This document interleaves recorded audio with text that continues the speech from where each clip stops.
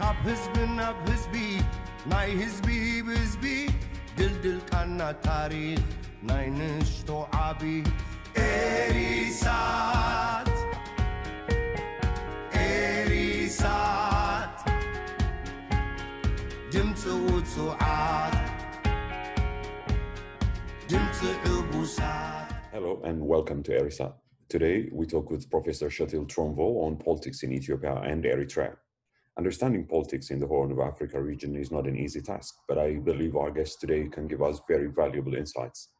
Professor Tronvol is a political anthropologist who has done extensive research and fieldwork in Eritrea and Ethiopia in the past 3 decades.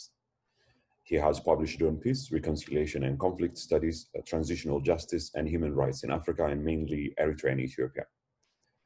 He has undertaken long-term anthropological fieldworks in Eritrea, Ethiopia and Zanzibar and in a dozen other countries in Africa.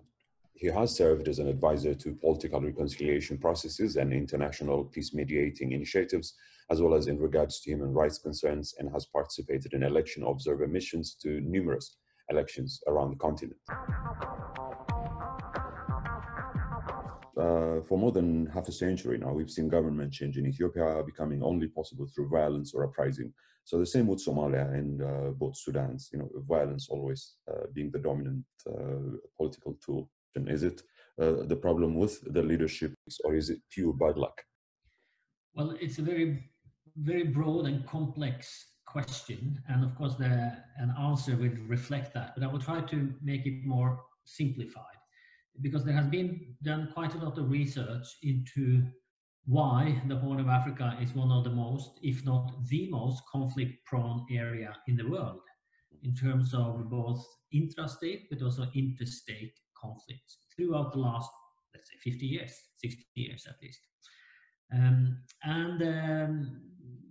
Many point to the peculiar history of the region as a starting point, and of course the existence of Ethiopia or the Abyssinian Empire for hundreds of years, if not millennia, and how that has impacted politics and also state identities. As part of this explanation is the assumption that Ethiopia is not a nation state. Ethiopia is an empire.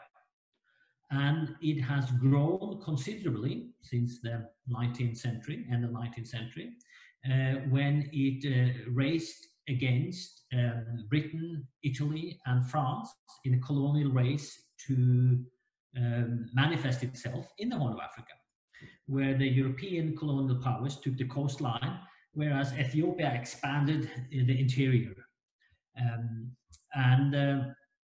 But also always with a relationship, or in a relationship with people and areas outside of their domain through trade and other kind of interconnections. We see that the state formations in the Horn of Africa is not yet finished. State formations are still in progress, in the making. You have in the area two of the world's newest states, with Eritrea and South Sudan, which are internationally recognized. But you also have Somaliland as a de facto state, but lacking international recognition as of yet. Still there are nationalist movements who demand statehood of various kinds, be that the various Somali movements with Puntland, Jubaland. You have also then, of course, the setup in Ethiopia with the multinational federal system, or the ethnic federal system, as it is also called. This creates a lot of aspirations, a lot of visions, a lot of demands for nationalism and statehood. And it can again go back to the fact that the core state of the area, Ethiopia as an empire, is contested both from outside its borders as well as from inside its border, from the variety of peoples living there. So I think that peculiar history of state formations in the Horn, which is extraordinary on the African continent due to the existence of the Ethiopian empire as an independent country throughout colonial race. In addition to certain political cultural traits, if I may use that term, makes it susceptible to recurrent conflicts. And one has to keep in mind that establishing democratic institutions, establishing culture of equality under democracy, it takes generations. It is not done overnight. And I think more or less all the countries in the Horn is moving along a trajectory towards increased equality and increased democracy. But none of them are there yet. Well, Somaliland has performed remarkably well over the last 20, 25 years, maybe the most democratic state in the area, however not recognized. The rest are, of course, lagging seriously behind. Is there something fundamentally wrong in the politics, or is it pure bad luck, or are there other players that are pushing the situation in East Africa, and especially in the Horn? I think there are many factors contributing to the fact that we see that politics often turns a violent expression, a violent manifestation in many of the countries in the Horn of Africa. Again, there has throughout centuries been competition between various ethno-political elites to dominate a center. I'm talking about the Ethiopian Abyssinian state through the feudal system. They have made alliances with other partners in order to conquer the third adversary. And that kind of play of alliances and allegiances we see historically is also kind of played out today in the Horn of Africa. When you, for instance, see, we will talk about more later on that, the recent alliance between Prime Minister Abiy Ahmed and President Isaias Afwerki of Eritrea against Tigray in order to crush TPLF, for instance. So I think but coming to more modern history, more contemporary history, we also see very much legacy of the student movement from the 1960s, early 70s in Ethiopia, which indoctrinated a whole generation with Marxist-Leninist ideas and ideologies, where the people from that time are still dominating political leadership in Ethiopia, in Eritrea, and in the region as such. In addition to the fact that they carry an obsolete ideology, many of them, they have also grown up in the trenches, fighting, hard struggled from various fronts.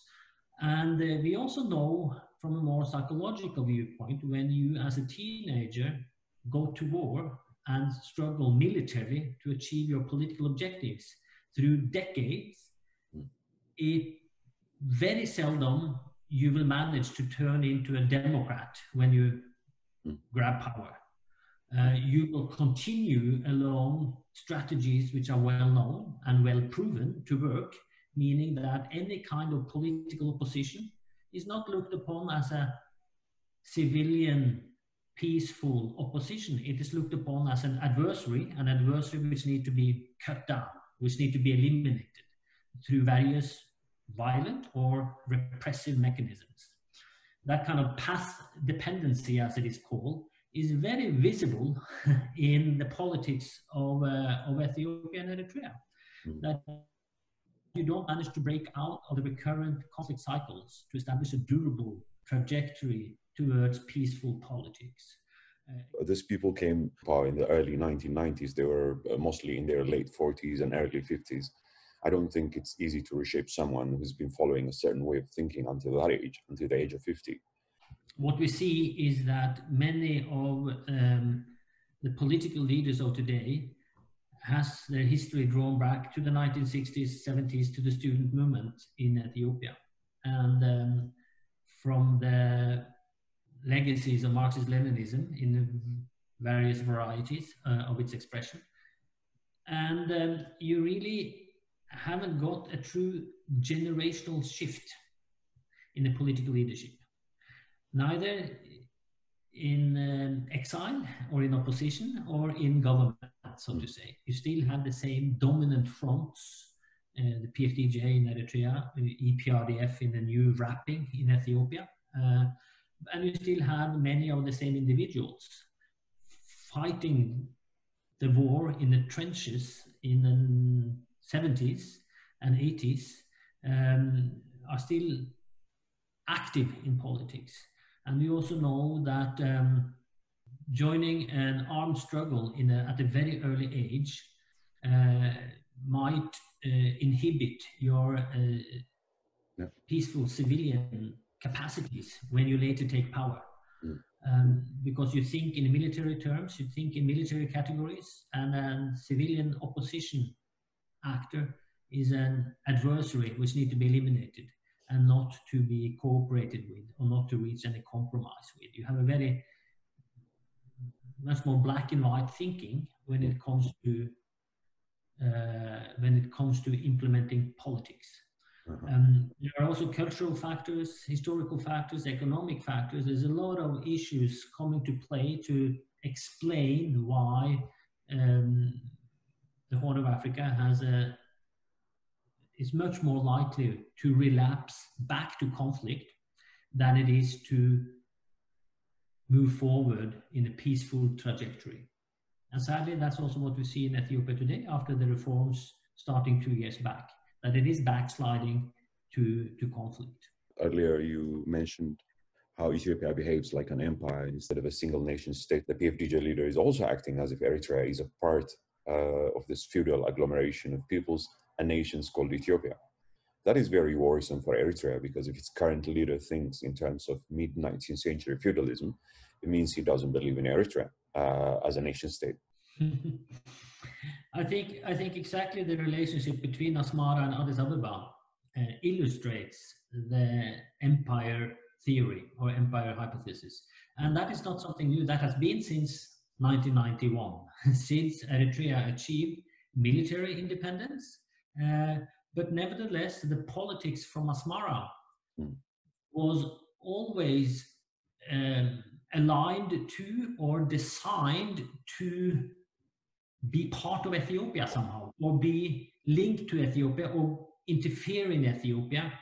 It was always connected mentally by the leaders in Asmara as being part of a bigger whole, the empire. They were not really fully separated. And we saw that in terms of implementing policies with the currency issues, with the trade issues, with a lot of stuff, leading up to the war in 1998 to 2000. And we see the same today, that bilateral relations under the new peace rapprochement is not institutionalized. It's still handled in the back rooms. It's still handled in a very personalized manner between the two big men, Abiy Ahmed and Isaias.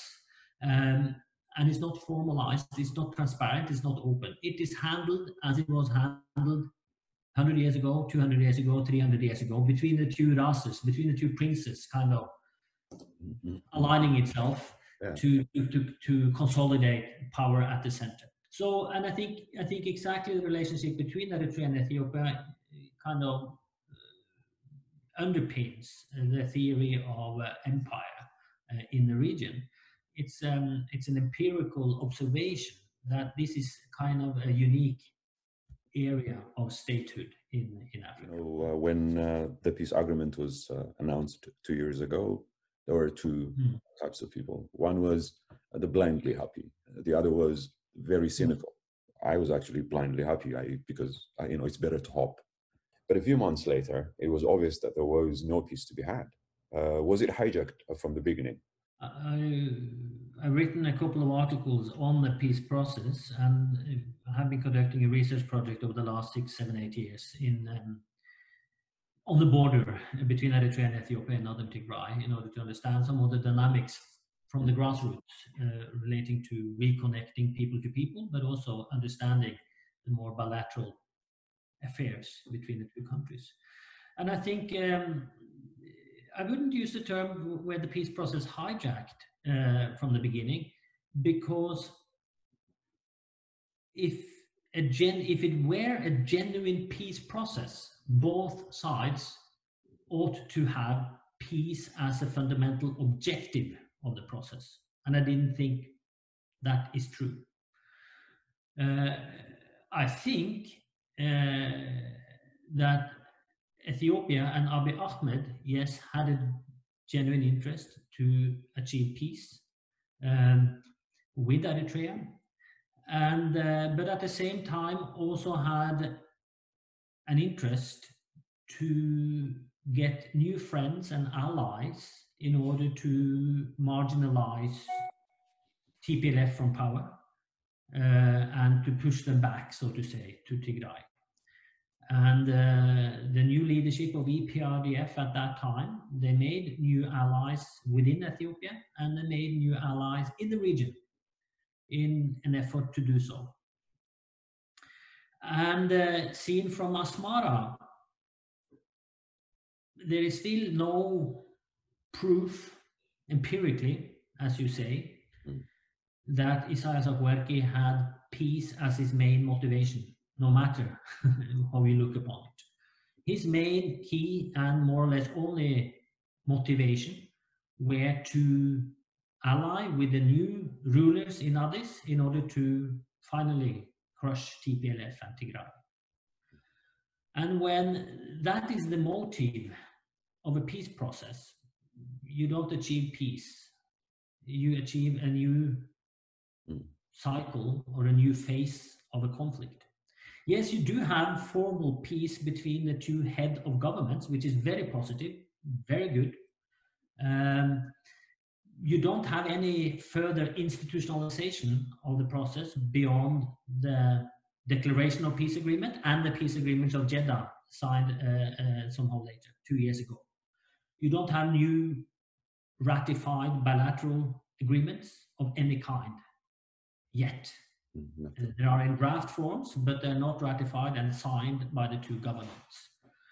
So it is a very, very fragile peace process, which are open for twists and turns as the politics domestically in Ethiopia evolves, and as the politics in Eritrea evolves, and as the politics in the region evolves. And as we know, there is a very fragile situation in Ethiopia, certainly, also possibly in Eritrea, but certainly also at the regional level. So the process was never a process to start with. It was a motivation with a different political objective. And to conclude, in order to get a genuine peace on the ground, which we all hope for and pray for, you need all parties to the conflict to be part of an agreement. And there is one key party to the conflict, not part of this agreement, and that is TPLF. They control the border with Eritrea. They control the contested territories still today, which are Eritrean territories. That is where the deep political discord rests between Mekele and Asmara, not between Addis and Asmara. Addis is periphery here. The core, the center is Mekele and Asmara. So in order to achieve a comprehensive, sustainable, durable peace, both at the macro level, but certainly at the border, you need Mekele, Asmara, Addis together in a peace process, together to reach a consensus on an agreement to stabilize the situation. And that is still not done. So more realistically, we're talking about a three-state solution. Looking back now, why the war started between Ethiopia and Eritrea looks like it was because of this petty quarrels between TPLF and PFDJ. Sometimes it's about the border, and next time PFDJ and TPLF tell you it has never been about the border, that it is about the economy. It doesn't seem like there was any really national issues to begin with. Coming to the present, how can Tigray refuse to give back land to Eritrea that Ethiopia is occupying as a nation, as a country? Land that the central government of Ethiopia has agreed to give back. How can the federal government not enforce this and wait for Tigray to do whatever it wants to do? Well, basically because the disputed territories are in Tigray. Well, you have some in Afar, along the Afar border too, but that is not the core issue here. The core issue is Bagna and Irob areas, which both are in Tigray. And the ground in Tigray, the terrain, the territory of Tigray is not controlled by Addis Ababa. It's controlled by Mekelle. And they are having different considerations than Addis when it comes to returning or not these territories to Eritrea. And of course, it is part of the power play, the power game, which are played out between these three contesting governments. And as of yet, it seems to be that TPLF is holding back on this issue in order possibly to using it as a bargaining chip later. I don't know.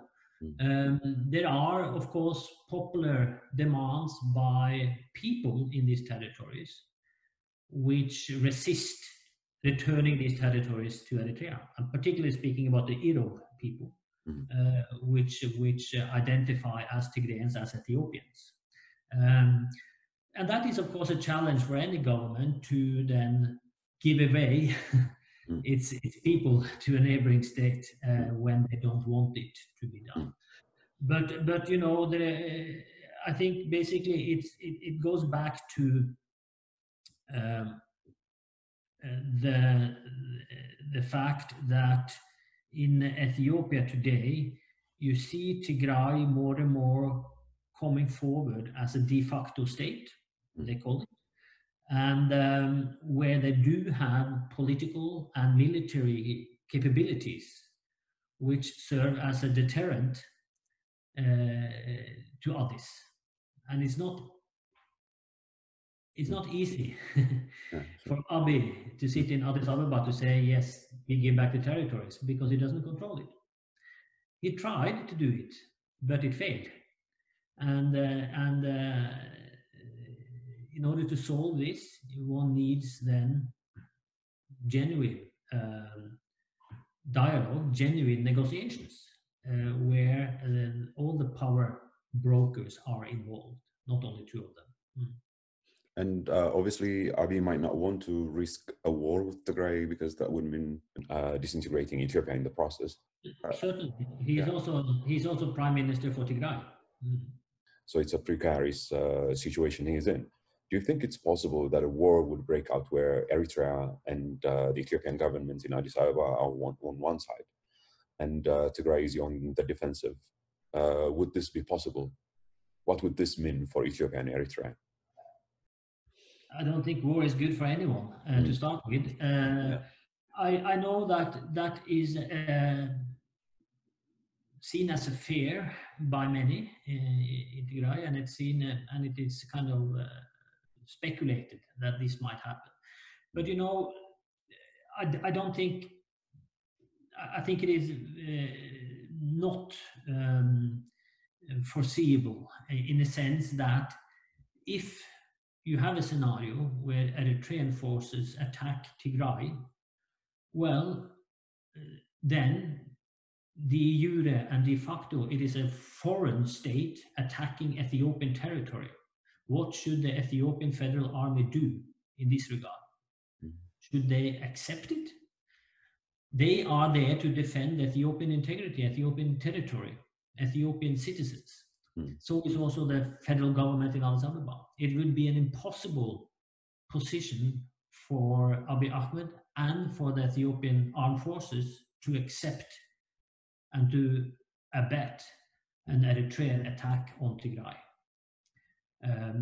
So I don't see that likely. I'm not ruling it out 100% because, you know, the politics of this region is somehow sometimes quite crazy. But I think that will be, well, if it happens, it will be the end of Ethiopia as we know it today, certainly, and with huge ramifications. Because again, the Tigray regional state has huge military capacities and capabilities and experience, and that will then come into play, which will be a totally destructive situation for Eritrea, for Tigray, and for Ethiopia. This is not an easy situation, if you imagine the worst that can happen. So do you think that TPLF is in a position to take sides and then align itself with groups in the Eritrean opposition? What can Eritrean opposition groups offer TPLF in return for its possible support, if it, at all that happens? What kind of collaboration would it be when the federal Ethiopian government is still in control of the army, police, and security forces, and even banks? And how would that work?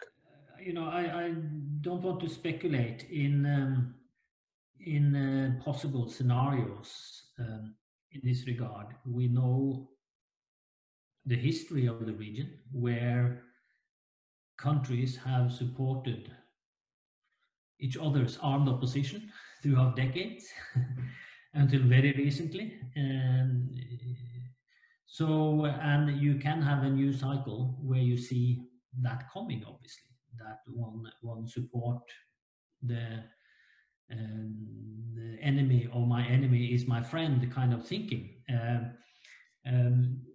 But I think more on at the general level, I certainly think the political groupings in the Eritrean political opposition, which are all in diaspora, they can have, they need to talk to, they need to be relevant for both Addis Ababa and Mekelle, in the sense of trying to influence a change in Eritrea, a change to a positive direction of openness, liberalization, reforms, and hopefully time ahead of democracy. You need to talk to all political relevant actors in the region, be that Khartoum or Addis or Mekelle or across the Red Sea for that matter. So I certainly hope that the Eritrean opposition talks to TPLF too, as a relevant actor in this regard.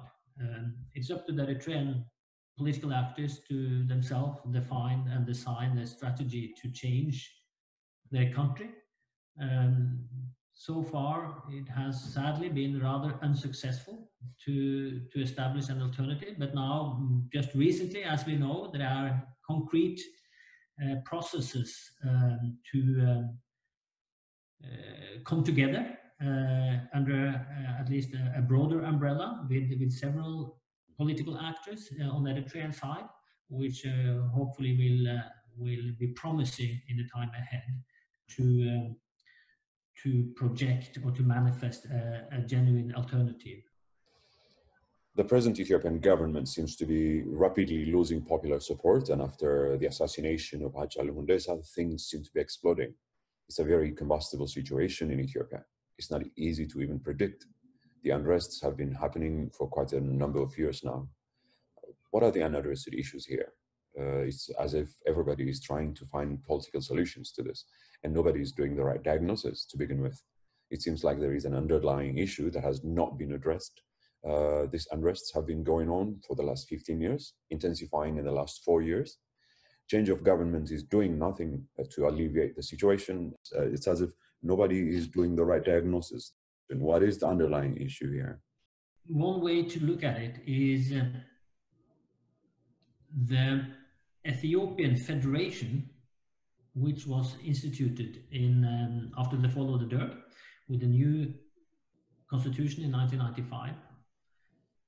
That federal system, the federal constitution, has never actually been implemented, because you have, throughout the 1990s and 2000s, have had a centralizing party, a very strong centralizing party in EPRDF, which have never genuinely devolved political authority to a regional level. They've always kept it in close range in Addis Ababa. Then, going back to 2012-13, after the passing away of Meles Zenawi, the power structure within the front changed. And you had the emerging of an internal power struggle that the other component parties felt that TPLF had a way too big a seat at the table when it comes to deciding Ethiopian politics. And that power struggle eroded the cohesion of the front. It eroded the clear ideological framework and underpinning of the front. And because it challenged not only the ethnic factor, it challenged policy and ideology too, and representation at both regional state level and federal level. When the Kaayyoo protest movement, when the Oromo protest movement took force and hold from, let's say, 2016 and onwards, and later were joined by the Fano, the Amhara protest movement, there were clearly articulated demands of change of power, not only at the federal level, but also at the regional level, that you should have genuine Oromo representation at regional level and representative Oromo presence at the federal level, meaning Prime Minister, meaning the core power as the biggest ethnic group in the country. And that protest movement was working in cahoot with OPDO at that time, or the new leadership of OPDO, the Team Lemma, as it was called. And they used that to position themselves within the EPRDF and managed then to maneuver and to create alliances with the Amhara party in particular, to then eject TPLF from its power position within the party, and then taking over the chairmanship and then becoming the prime minister. They were piggybacking on the Oromo protest movement, on the Kaayyoo, and their demand for change and their demand for, what can I say, Oromo first ideology. That now it is the Oromos' turn and term to run politics, both in Oromia, genuine representatives, and also at the federal level. And everyone was very happy to start with when Abiy took power, and everyone in Ethiopia was generally very happy when he instigated rapid reforms, fantastic, amazing reforms the first 6 to 8 months. And no one disputes that. But when 2019 came and the honeymoon was over, and things were not that easy to implement the new policies. And then gradually what we have seen during 2019, which culminated with the abolishment of EPRDF and the establishment of the new government party, the Prosperity Party, as a unitary pan-Ethiopian party. You have seen a rather remarkable shift of policy from what brought Abiy Ahmed to power to what sustained him today. He is no longer perceived as an Oromo first politician. Yeah. He is no longer talking Oromo causes. He is talking Ethiopia. He's talking pan-Ethiopian identity. He's talking about consolidating an Ethiopian identity, to consolidate and to build a new strong government, central government in Ethiopia, to roll back the multinational political autonomy. Been very reluctant to let the Sidama get their own regional state, for instance, has tried to kept all other regional states' demands from the southern nation, nationalities and people regions at bay, not allowing them to conduct referendums. he's been very reluctant to implement then again the constitution as it is. He has re-centralized again power. You had a window of a couple of 3 years where actually the Ethiopian federal constitution were working, where you had through political power at the regional state level. Now we see that is starting to be pulled back again to a certain degree.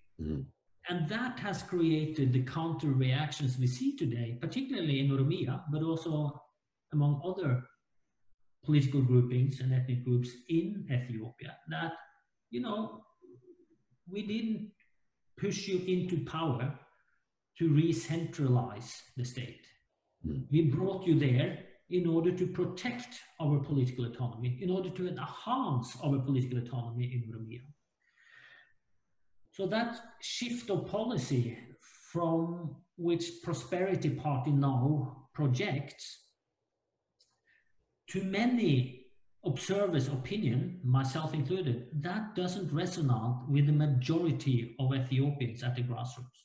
Certainly not in Oromia, but also in the southern region, certainly in Tigray, but also in Somali and Afar.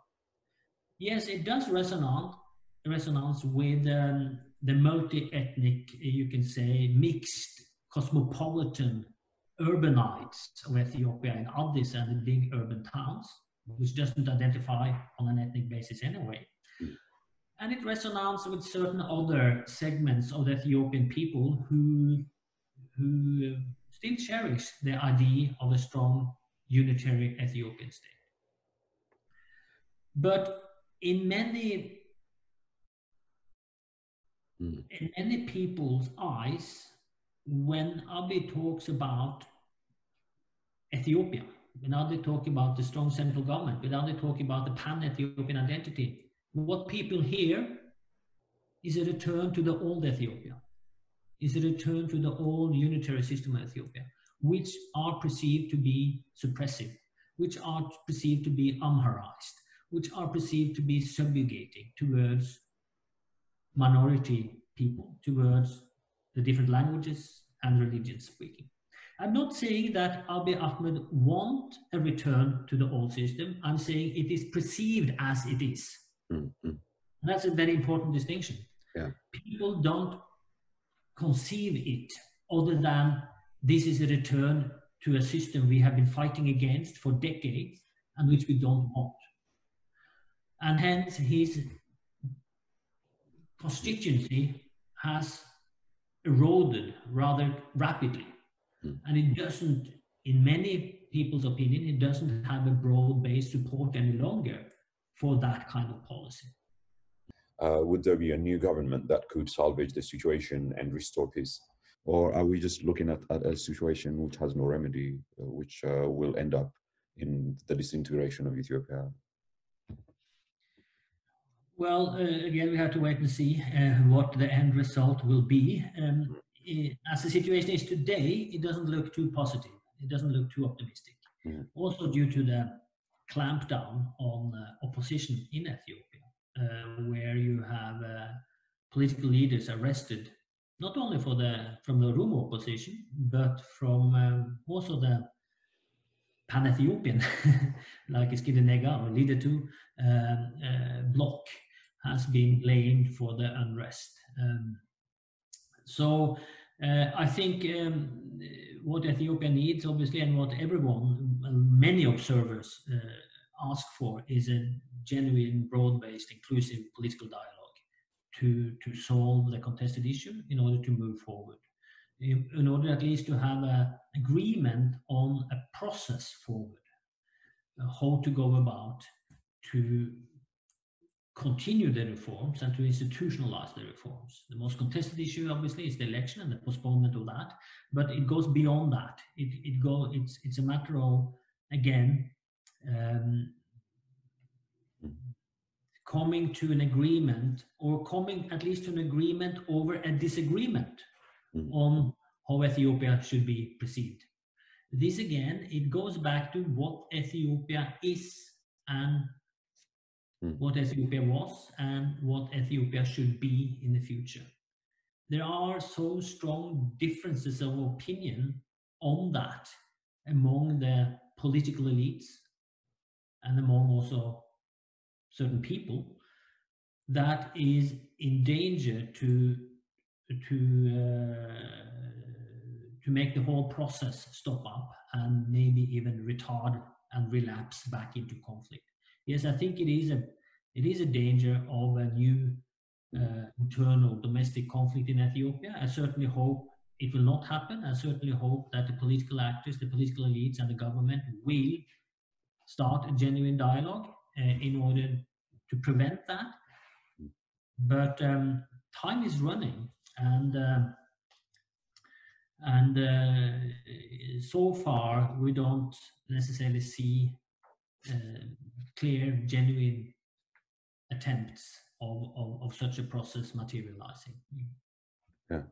So, there was this perception that the PFDJ leader was some sort of savior 2 years ago.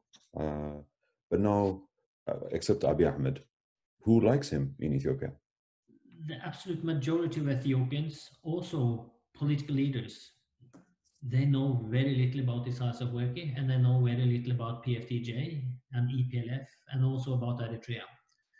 You know, it's the majority of people in Ethiopia today were born after 1991, and even older people, Eritrea were the periphery up north, creating trouble and disturbances. They don't really know the deep history of Eritrea, or they don't even know the deep history of the struggle, and certainly not the ideology of PFDJ today, and also not the character of Isaias Afwerki. So it is a blank terrain for many. I would believe that all Ethiopians want peace with Eritrea because, you know, generally people want peace and stability. But there are also, of course, segments of the political elite who see Eritrea as naturally part of Ethiopia, as part of the empire. And you do have ideas and political statements indicating that, well, at least Assad should return to Ethiopia, but also bigger chunks of Eritrea, or all of Eritrea for that matter. Some maybe entertain the idea that Isaias Afwerki this is part of his scheme, that he wants to somehow reunite Eritrea. I don't necessarily buy into that, but I think there are a lot of questions about the relationship between Ethiopia and Eritrea today. A lot of questions about the personalized relationship between Abiy Ahmed and Isaias Afwerki too. That, you know, the lack of transparency, the lack of insight, the lack of access to information, what they are really talking about, what they are really discussing, what they are really agreeing upon, certainly makes the Eritrean diaspora and Eritrean opposition and Eritrean people nervous about what Isaias' intentions are with the sovereignty of Eritrea. But it also makes Ethiopian people nervous that, you know what, why keep it so clandestine? Why not be very open about the agenda? Why not be very open about the discussions and the way forward on how to institutionalize the peace and how to institutionalize the bilateral relationship between the two countries? There are recent rumors of a lot of Eritrean activity in Ethiopia today, from security forces of various kinds, from other political actors. This harks back again to the pre-1998 situation, where Eritrea was deeply involved in Ethiopian domestic affairs. I certainly hope that the government of Ethiopia has learned its lessons, that might, if that happens again, it might put in motion counter reactions within Ethiopia, that this is something we don't want to happen again. So again, the need for transparency and openness about the bilateral relationship between Eritrea and Ethiopia. I think that is very much needed.